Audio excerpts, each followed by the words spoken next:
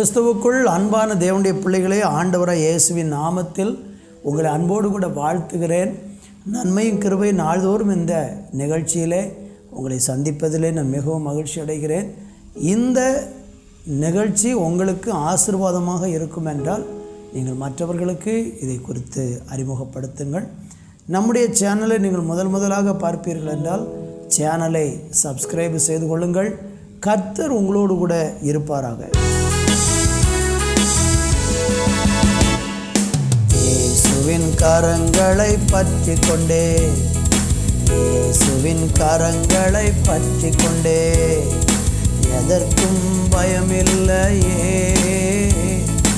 இனியும் கவலை எனக்கு இல்லையே, எதற்கும் பயமில்லையே, இனியும் கவலை எனக்கு இல்லையே. ஹல்லேலூயா, ஹல்லேலூயா, ஹல்லேலூயா, ஹல்லேலூயா, ஹல்லேலூயா, ஹல்லேலூயா, ஹல்லேலூயா, ஹல்லேலூயா. அதிவிரைவில் நீங்கும் இந்த உபத்திரவம் அதிகமான கனமகிமை உண்டாக்கும். அதிவிரைவில் நீங்கும் இந்த உபத்திரவம் அதிகமான கனமகிமை உண்டாக்கும்.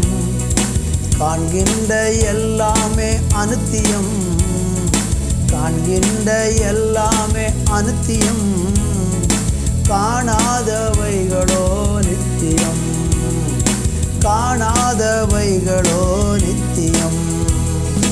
இயேசுவின் கரங்களை பற்றி கொண்டே, இயேசுவின் கரங்களை பற்றி கொண்டே, எதற்கும் பயமில்லையே, இனியும் கவலை எனக்கு இல்லையே, எதற்கும் பயமில்லையே,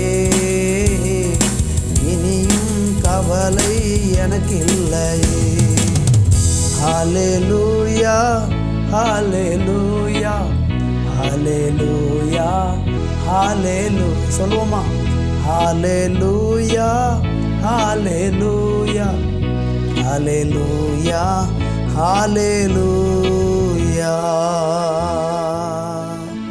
எங்கள் நல்ல தேவனே, எங்கள் நல்ல தகப்பனே, உம்மை நாங்கள் ஸ்தோத்தரிக்கிறோம். உம்முடைய அன்பை நினைத்து நாங்கள் உம்மை மனதார ஆண்டவரே வாழ்த்தி வணங்குகிறோம். அப்பா, எங்கள் நடுவில் நீங்கள் வந்திருக்கிறீங்க, அதற்காக நன்றி. எங்கள் மத்தியில் நீங்கள் பிரசன்னமாயிருக்கிறீங்க, அதற்காக நன்றி. உங்கள் ஆளுகையை தந்து நீங்கள் எங்களை நடத்த போகிறீங்க, அதற்காக நன்றி. எங்கள் கரங்களில் தாழ்த்தி ஒப்பு கொடுக்கிறோம். தொடர்ந்து நீர் மகிமைப்படும். இயேசுவின் நாமத்தில் பிதாவே, ஆமேன், ஆமேன்.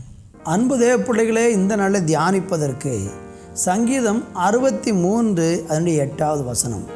என் ஆத்துமா உம்மை தொடர்ந்து பற்றி கொண்டு இருக்கிறது, உமது வலது கரம் என்னை தாங்குகிறது.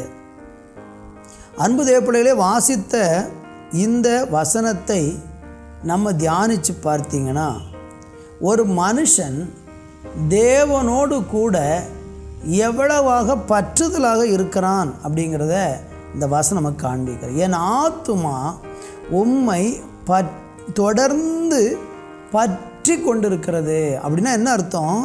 நம்ம தேவனோடு கூட ரொம்ப நெருக்கமான ஒரு உறவில் இருக்கிறோம் என்று அர்த்தம்.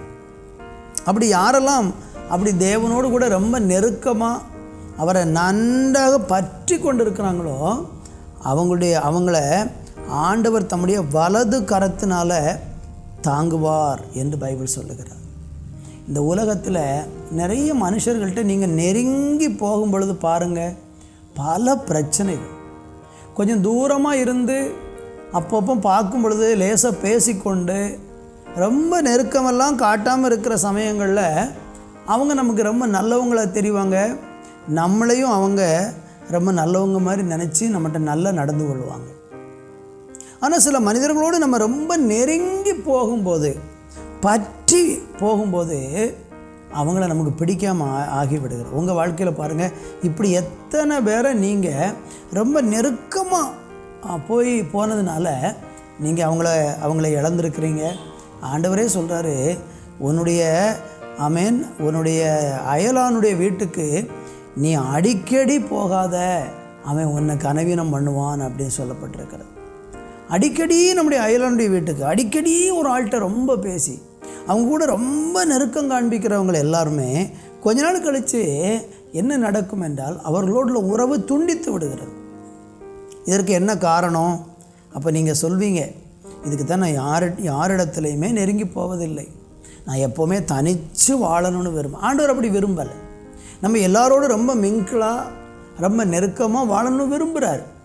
ஆனால் ஒரே ஒரு சுபாவம் நம்மளை சரியாக ஆளுகை செய்யும் என்றால் எல்லாரோடும் நீங்கள் நெருங்கி பழகலாம். என்ன தெரியுமா? யாரிடத்தில் நான் நெருங்கி பழகினாலும் அவங்கள்ட்ட குறை இருக்கும். அந்த குறையை ஏற்றுக்கொண்டு அவங்கள நேசிக்கிறதுக்கு நீங்கள் கற்றுக்கொண்டீங்கன்னா இந்த உலகத்தில் நீங்கள் யாரையுமே இழந்து போக மாட்டீங்க. இது மனுஷர்களோடு உள்ள நம்முடைய நெருக்கமான உறவை பற்றி சொல்லப்பட்டிருக்கிறது. ரெண்டாவதாக, தேவனோடு கூட உள்ள உறவு இருக்குது பாருங்கள். அந்த உறவில் நீங்கள் எவ்வளவு வேண்டுமானாலும் அவரோடு நெருங்கி போகலாம். நெருங்கி போக போக போக அவரிடத்தில் நீங்கள் ஒரு குறையும் பார்க்க முடியாது. அவரிடத்தில் நெருங்கும்போது உங்களுடைய குறை உங்களுக்கு தெரிய ஆரம்பித்துவிடும். அவர்கிட்ட நெருங்கி போனால் அவர் நம்மளை அப்படியே பரிசுத்தம் பண்ணுவார், நம்முடைய குறைகளையெல்லாம் நீக்குவார், நம்மளை கழுகுவார், நம்மளை இன்னும் அதிக பரிசுத்தவான்களாக மாற்றுவார். அவரோடு கூட நெருங்கி வாழக்கூடிய வாழ்க்கை இருக்குது பாருங்கள், அதுபோல் ஒரு சந்தோஷம் இந்த உலகத்தில் எதுவுமே இல்லை. அவரை பற்றி கொண்டிருந்தீங்கன்னா ஒரு பெரிய ஆசீர்வாதம் நமக்கு காத்திருக்கிறது.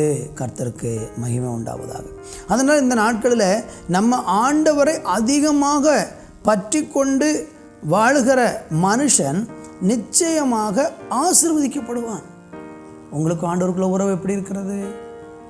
தேவனோடு ரொம்ப நெருக்கமாக இருக்கீங்களா அல்லது ரொம்ப தூரமாக இருக்கிறீங்களா? பற்றி கொண்டு நடக்கிறீங்களா அல்லது ரொம்ப இடைவெளி விட்டு பின்பற்றி கொண்டு இருக்கிறீங்களா? இன்றைக்கி பற்றி கொண்டு அவரிடத்தில் நெருங்கி வந்து பாருங்கள். அப்படி நீங்கள் பற்றி கொள்ளும்போது ஆண்டவர் சொல்கிறார், உமது வலது கரம் என்னை தாங்குகிறது. நம்மளை அழகாக அவர் தாங்குவார். பயப்படாதீங்க, தைரியமாக இருங்க, தேவனண்டைக்கு நெருங்கி வாங்க. கர்த்தர் உங்களை ஆசீர்வதிப்பார். நல்ல தகப்பனே, ஒவ்வொரு பிள்ளைகளும் தேவனை உறுதியாய் பற்றி கொள்ளுகிற பாக்கியத்தை கொடும். அந்த பற்றி கொள்ளுகிறதுனால உங்களுடைய கரம் அவர்களை தாங்கட்டும். இயேசுவின் நாமத்தில் பிதாவே, ஆமேன், ஆமேன்.